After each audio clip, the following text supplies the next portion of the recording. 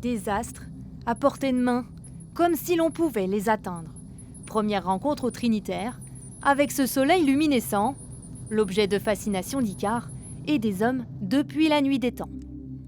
Le pouvoir symbolique du soleil est puissant. C'est le fondement de nos sociétés, de nos philosophies, de nos croyances. Donc c'est un vaste champ. Et puis aujourd'hui, à l'heure des questions sur l'énergie, c'est aussi quelque chose vers lequel on se tourne pour essayer de trouver des solutions. Cette année, Constellation scintille tel un balai galactique.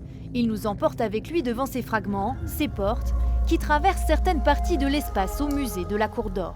Comme si l'on pouvait changer de dimension, faut-il encore choisir le bon passage. On est tous confrontés dans la vie à faire des choix, à prendre des portes, des directions. Alors ici, on a vu plusieurs formats, des plus petites, des plus grandes. Et derrière chacune d'elles se trouve, encore une fois, de manière très symbolique, mais peut-être un bon choix, peut-être une nouvelle aventure. Donc il y a quelque chose de très imaginé dans tout ça.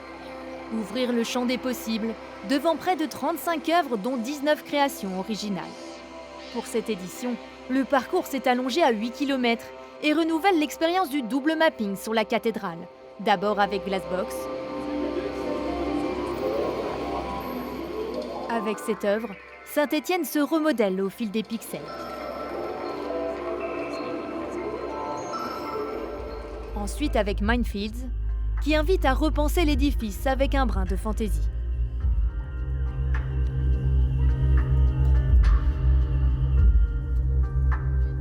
Repousser les limites de l'objet, des astres et des espaces, mais aussi redéfinir les frontières physiques. Tel est le grand thème de cette saison.